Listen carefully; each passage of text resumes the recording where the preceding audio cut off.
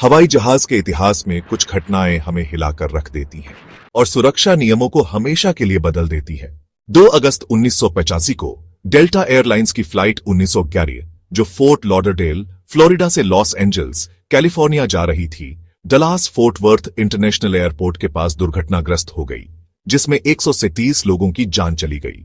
लेकिन ऐसा क्यों हुआ और हमने इस त्रासदी से क्या सीखा? डेल्टा फ्लाइट A51 एक मैकडॉनल्ड डगलस DC-931 विमान था। उस भयानक दिन फ्लाइट क्रू को अप्रत्याशित और गंभीर मौसम की स्थिति का सामना करना पड़ा, जिसका अंत हवाई जहाज के इतिहास की सबसे दर्दनाक दुर्घटनाओं में से एक के रूप में हुआ। उस दिन का तूफानी मौसम सबको पता था। विमान एक माइक्रोबर्स्ट का सामना हुआ। तूफानों के कारण अचानक और हिंसक नीचे की ओर हवा का झोंका जो पायलटों को दिखाई नहीं देता। इस नीचे की ओर हवा के झोंके ने विमान के उठान में बाधा डाली, जिससे अंततः दुर्घटना हुई। जैसे ही विमान लैंडिंग के लिए हवाई अड्डे के पास पहुंचा, माइक्रोबर्स्ट की हवाओं ने उड़ान के लिए आवश्यक लिफ्ट को कम कर दिया। पायलटों के सर्वोत्तम प्रयासों के बावजूद विमान एक जलमार्ग से टकराया और फिर जमीन पर गिर गया। दुर्घटना के बाद 136 लोग मारे गए और 28 घायल हुए। पूरी विमानन दुनिया हिल गई। ऐसा कैसे हो सकता है? पायलट इसे पहले क्यों नहीं देख पाए? उस समय माइक्रोबर्स्ट अच्छी तरह से समझे नहीं जाते थे। वे पायलटों और रडार के लिए अदृश्य थे और उनका पता लगाने के कुछ ही साधन थे। लेकिन इस दुखद घटना ने विमानन उद्योग को मौसम की भविष्यवाणी और उड़ान के दौरान मौसम के खतरों से कैसे निपटना है, इस पर फिर से विचार करने के लिए मजबूर किया।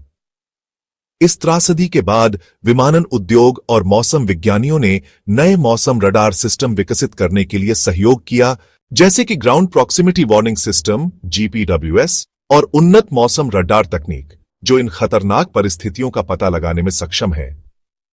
आज विमान उन्नत तकनीक से लैस हैं जो माइक्रोबर्स्ट का पता लगा सकते हैं और पायलटों को खतरनाक परिस्थितियों से बचने में मदद करने के लिए रियल टाइम मौसम अपडेट प्राप्त होते हैं। फ्लाइट इन से सीखे गए सबक ने आधुनिक विमानन प्रथाओं को महत्वपूर्ण रूप से आकार दिया। डेल्टा एयरलाइंस ने इस दुर्घटना के बाद सुरक्षा में सुधार की दिशा में महत्वपूर्ण कदम उठाए। अपने पायलट प्रशिक्षण कार्यक्रमों को उद्योग के सबसे मजबूत कार्यक्रमों में शामिल करने के लिए काम किया। ऐसी घटनाओं को फिर से होने से रोकने के लिए वे लगातार सुरक्षा मानकों और प्रक्रियाओं को बढ़ाने का प्रयास करते हैं। इस दुखद घटना के कारण विमानन सुरक्षा नई ऊंचाइयों पर पहुंच गई है। डेल्टा जैसी एयरलाइंस अपने संचालन में सुरक्षा को प्राथमिकता देती है, चाहे वह पायलट प्रशिक्षण के माध्यम से हो या अत्याधुनिक तकनीक के उपयोग के माध्यम से। हालांकि फ्लाइट 1911 में खोए हुए जीवन को कभी वापस नहीं लाया जा सकता है, लेकिन उनकी विरासत ने जीवन रक्षक तकनीकों, बेहतर पायलट प्रशिक्षण और विमानन उद्योग में एक मजबूत सुरक्षा संस्कृति में योगदान दिया है।